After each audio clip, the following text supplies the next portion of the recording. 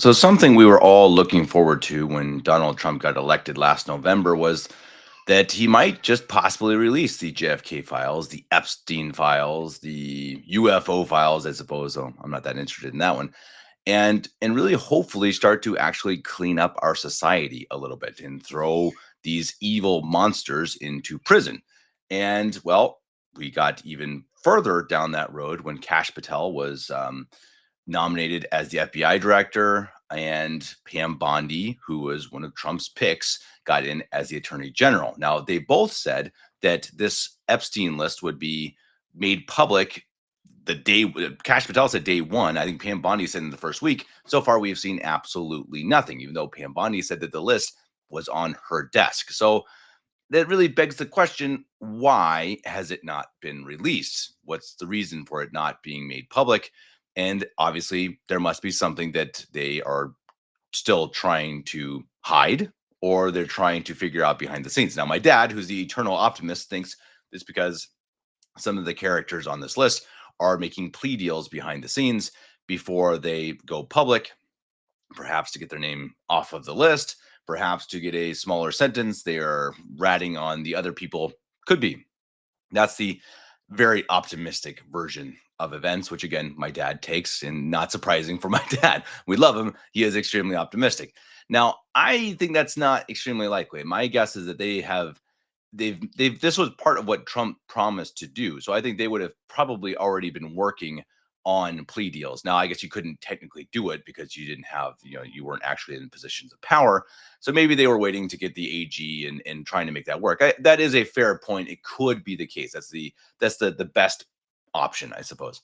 Now, the other extreme is that, as you'll see a lot of liberals saying, well, of course they're not releasing it because Donald Trump is on the Epstein list. And Donald Trump does have a background with Jeffrey Epstein. They were actually friends.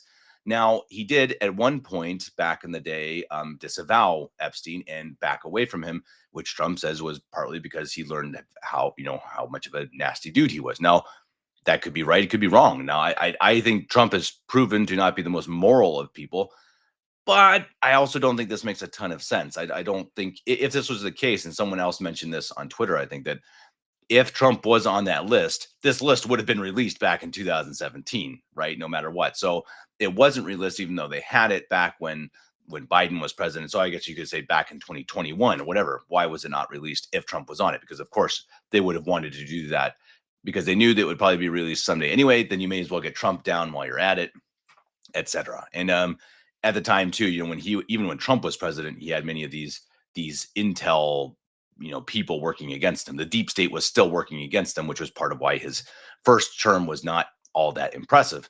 Now the second one has been much more impressive so far, and he is actually getting things done.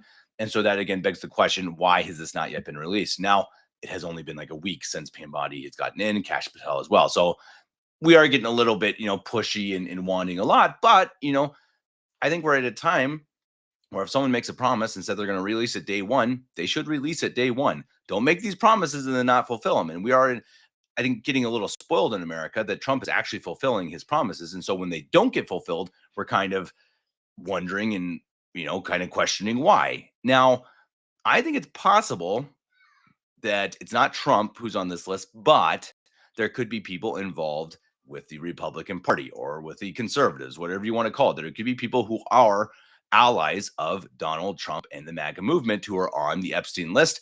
And maybe that's what's holding this up. Maybe they're the ones trying to work things out. Maybe Trump's trying to figure out how can we release this without damaging some of my friends.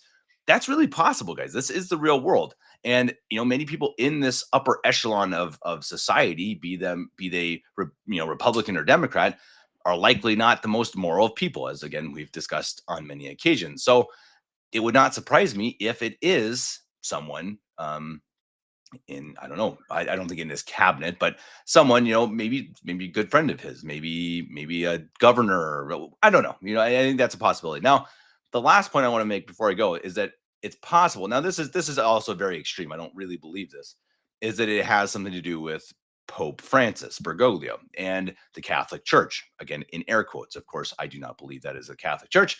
I believe it is some runaway fake version that calls themselves Catholics that has not been Catholic since the early 1960s after Vatican II. But that aside, the Catholic Church has likely been involved with a lot of this really disgusting stuff around the world with the child trafficking, sex trafficking, etc.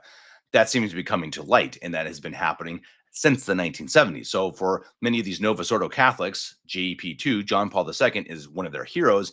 We know for sure that he was allowing much of the sexual abuse to happen under his watch and even likely promoting it.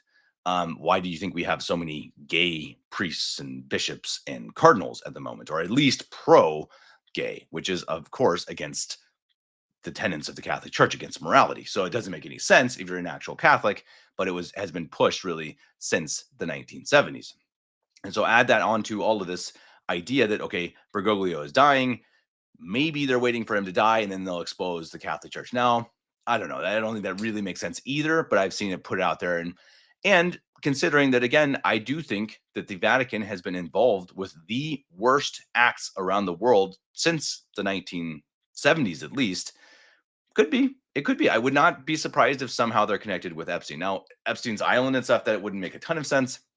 I don't think Bergoglio ever went to Epstein's Island.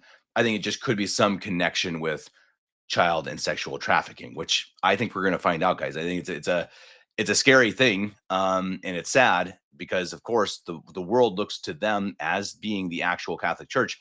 We know that they are actually not. They have not been since the 1960s when they broke away from the actual teachings of the true Catholic Church, and we have not had a true pope since Pope Pius XII in 1958. And once you realize that, once you realize they formed an entirely new religion, you can start to understand how it became so debauched, so incredibly evil. And I think it's possible we're going to see some of that come out over the next few years if we do truly have, a system in the US right now who's actually searching for truth, which right now it seems like they are.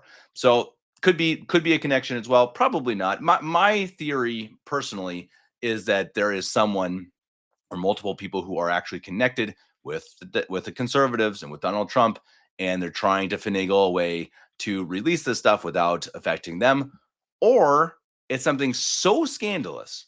It's so scandalous. It's so extreme. It's so many more people and Hollywood stars and athletes and politicians and bishops, etc., that it's so scandalous they're trying to figure out how to actually get the information across without making people riot in the streets. That is extremely possible and extremely scary. So God help us all. And please, Pam Bondi, Cash Patel, if you're watching this, release those files.